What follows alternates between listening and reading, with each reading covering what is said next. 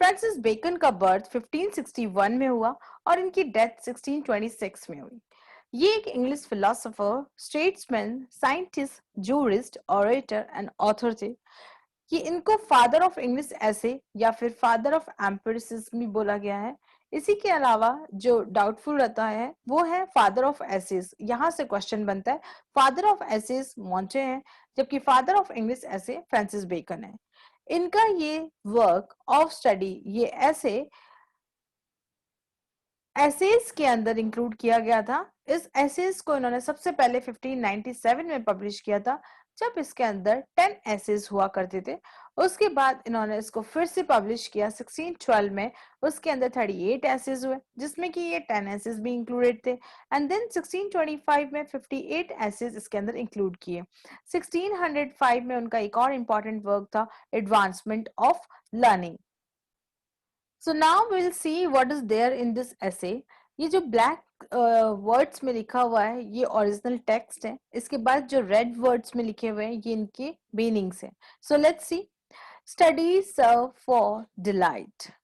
Study help करती है delight करने में, मीन्स एंटरटेन करने में। यानी कि study, study in the sense is reading, study, gaining knowledge, knowledge gain करना या स्टडी करना या रीड करना, वो हमारी हेल्प करती है हमें एंटरटेन करने में in delight. For ornament, ornament जैसे कि ज्वेलरी, वो हमें अट्रैक्टिव दिखाती है। सेम वैसे ही स्टडी या रीडिंग या नॉलेज हमें अट्रैक्टिव दिखाने में हेल्प करती है। And for ability, ability in the sense is to generate power, to generate potential। हमारी potential के लिए ability, हमें able बनाने के लिए study हमारी help करती है। The chief use for delight is in privateness and retaining। तो सबसे पहले हम देखते हैं study का यूज डिलाइट में, यानी कि एंटरटेन करने में कब होता है, जब हम प्राइवेटनेस में होते हैं, यानी कि अकेले होते हैं। जब हम प्राइवेट होते हैं, अकेले में बैठते हैं, तब हमें रीडिंग या स्टडी है जो हेल्प करती है, डिलाइट करती है, खुश करती है। या फिर retiring, retiring in the sense then when we are free from all the work, everything, from everything if we are free, तब हम रिटायरिंग के सेंस में हम स्टडी से हेल्प ले सकते हैं इन the sense of entertain. For ornament, ornament कब, यानी कि शो ऑफ कब, इन डिस्कोर्स, जब आप किसी से डिबेट कर रहे हो, किसी से बात कर रहे हो, तब आप स्टडी को एज एन ऑर्नामेंट यूज करते हो। And for ability, ability is in the judgement and disposition of business, judgement करने में या किसी भी डिसीजन मेकिंग में हमें स्टडी एबल बनाती है। And disposition of business, business in the sense is doing any access anything, okay. For expert man can execute, एक एक्सपर्ट मैन यानी कि स्किल्ड मैन, वो क्या कर सकता है, एग्जीक्यूट कर सकता है, किसी भी फंक्शन को कर सकता है वो। एंड परहैप्स जज of particulars one by one, और हाँ शायद वो चीजों को एक एक करके जज भी कर सकता है यदि वो एक एक्सपर्ट या स्किल्ड मैन है। लेकिन general counsels and the plots, general counsel general things, और plots planning and marshalling of affairs, affairs को, प्रॉपर वर्क को या फंक्शन को प्रॉपर ऑर्डर में अरेंज करना, come best from those that are learn, वो लोग ज्यादा कर सकते हैं जिन्होंने बहुत ज्यादा लर्निंग की हुई है, रीडिंग की हुई है, जिनको बहुत ज्यादा नॉलेज है। तो स्किल्ड मैन और लर्न मैन के अंदर डिफरेंस बताया गया है कि स्किल्ड मैन किसी काम को बहुत अच्छे से एग्जीक्यूट कर सकता है, वन बाय वन करके जज कर सकता है। लेकिन जनरल काउंसिल के काम, प्लानिंग के काम और प्रॉपर अरेंज में उन फंक्शंस को अरेंज करना प्रॉपर ऑर्डर में, वो लर्न मैन बहुत अच्छे से कर सकता है। नेक्स्ट देखते हैं, to spend too much time in studies, बहुत ज्यादा टाइम स्टडीज में देना, इज स्लोथ, बहुत ज्यादा टाइम पढ़ना एक तरह से लेजीनेस को शो करता है। To use them too much for ornament, बहुत ज्यादा ornament in the sense showing off, बहुत ज्यादा शो ऑफ करने के लिए यदि हम स्टडी को यूज करते हैं तो it is affectation, affectation in the sense is ostentation, और this is called show off, मतलब वो एक तरह से बहुत ज्यादा शो ऑफ हो जाता है यदि आप उसको ornament as an ornament study को यूज करते हो। To make judgement wholly by their rules, और हर किसी चीज का जजमेंट यदि आप स्टडी में जो आपने पढ़ा हुआ है उसी रूल्स पर बेस्ड होकर करते हो, प्रैक्टिकल थिंकिंग नहीं लेते हो, सिर्फ किताबी नॉलेज के अकॉर्डिंग यदि आप रिजल्ट लेते हो और जजमेंट लेते हो, is the humour of a scholar, तो वो उस स्कॉलर का ह्यूमर है। द परफेक्ट नेचर, स्टडी जो है वो किसी के नेचर को परफेक्ट करती है, डेवलप करती है, and are perfected by experience, और फिर एक्सपीरियंस के साथ उसका नेचर और ज्यादा परफेक्ट होता है। For natural abilities are like natural plants. जो नेचुरल एबिलिटी है ह्यूमन के अंदर, वो एक नेचुरल प्लांट की तरह दैट नीड प्रनिंग। जैसे कि एक नेचुरल प्लांट होता है, वो उसको प्रनिंग की नीड होती है। Pruning in the sense is removing the dead part of a plant. उसके डेड पार्ट को निकाल के, जो माली होता है उस गार्डन का, वो उन प्लांट्स के डेड पार्ट्स को निकाल के उनको फ्रेश करता है, उनको नया बनाता है। उसी तरह से स्टडी जो है वो ह्यूमन बॉडी के अंदर या ह्यूमन माइंड के अंदर उसकी जो भी वीकनेसेस है उनको रिमूव करता है और उनको एक तरह से प्रनिंग देता है। And studies themselves do give for direction too much at large. Studies जो हैं वो उसको direction देती है, except they be bounded in by experience. यदि वो experience से bounded नहीं है, यदि कोई person experience से bounded नहीं है, तो study उसको और ज्यादा directions और उसको move forward करती है। Crafty men condemn studies. Crafty man in the sense is cunning man. जो लोग कनिंग होते हैं, यानी कि चालाक लोग जो होते हैं, वो स्टडी को डिसरिगार्ड करते हैं, मीन्स डिसवैल्यू करते हैं। Simple man admire them. तो यहाँ से क्वेश्चन मैन बनता है कि क्राफ्टी मैन क्या करता है, कंडेम करता है।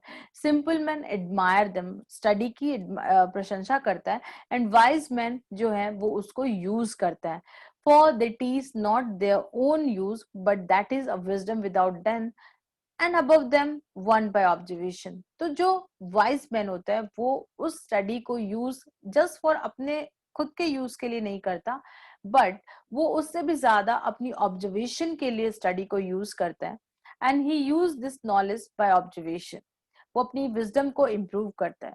Read not to contradict and confuse. हमें रीडिंग करनी चाहिए, कॉन्ट्रडिक्ट करने के लिए नहीं, कॉन्ट्रास्ट करने के लिए, डिफरेंसेस निकालने के लिए नहीं, ना ही कंफ्यूज करने के लिए, यानी कि उसको रॉन्ग प्रूव करने के लिए। Not to believe and take for granted. और इसलिए भी नहीं पढ़ना चाहिए कि जो कुछ पढ़ा है उस पर हम बिलीव करें और उसको टेक फॉर ग्रांटेड कर लें, यानी कि बिना दिमाग लगाए हम उसको एक्सेप्ट कर लें। Not to find talk and discourse.